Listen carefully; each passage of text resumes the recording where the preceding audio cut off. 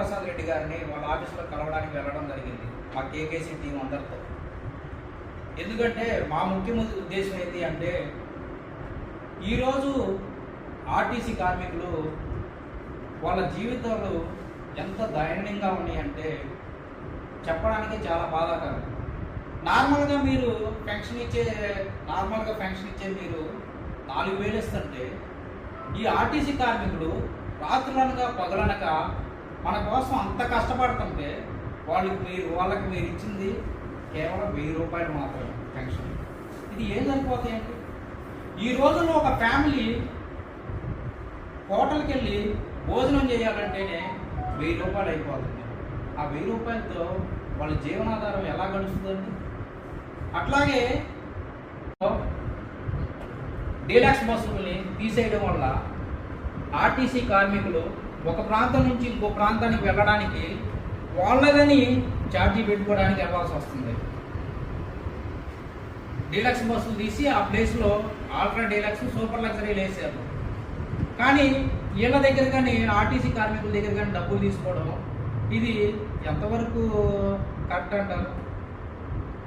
ఈ విషయం కూడా మీరు పరిగణనలో తీసుకోవాలి. రేపు ఆగస్టు 15న మీరు ఏదైతే మహిళలకు ఉచిత బస్సు పెడుతున్నారో అందులో ఈ జీవో కానీ తీసుకొని రావాలి. సుమారు 7,000 మంది ఆర్టీసీ కార్మికులు ఈ పద్ధతి వల్ల చాలా ఇబ్బందులు పడుతున్నారు.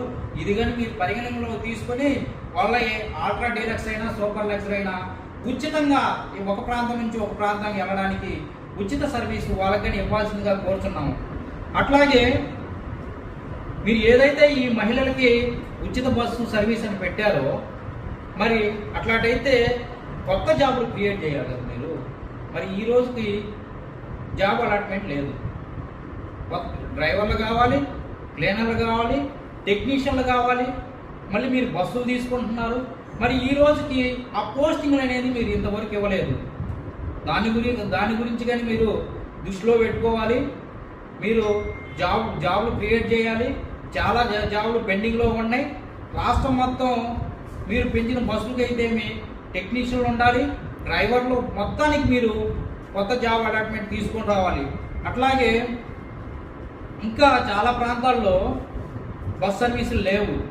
ఉదాహరణకి దర్శి నియోజకవర్గంలో ఒక మండలం దొనకొండ అనే ఒక మండలంలో సుమారు 40,000 ప్రభుత్వ భూములు ఉన్నాయి. ఈ 40,000 ప్రభుత్వ భూములు మీరు పరిగణలో తీసుకొని ఇండస్ట్రియల్ కారిడార్గా అనౌన్స్ చేశారు కాబట్టి అక్కడికి సందర్శించడానికి చూడడానికి ఎంతోమంది వెళ్ళాలనుకుంటారు. మరి దానికి బస్ సర్వీస్ లేకపోతే ఎలా వెళ్తారు? బస్సు రూటే లేదు. మీరు ఆ దొనకొండకి ఏదైతే దొనకొండ నుంచి వినుకొండ, విజయవాడకి బస్ సర్వీస్ ఇవ్వాలి. అట్లాగే తాళ్ళూరు మండలం నుంచి వినుకొండ, నర్సరావుపేటకి హాస్పిటల్స్కి ఎంతోమంది మహిళలు వెళ్తుంటారు. కానీ అక్కడ బస్ సర్వీసులు లేవు. అక్కడ కానీ మీరు బస్ సర్వీసులు కల్పించాలని చెప్పి ఈ విధంగా మీకు తెలియజేస్తూ అందరికీ ధన్యవాదాలు.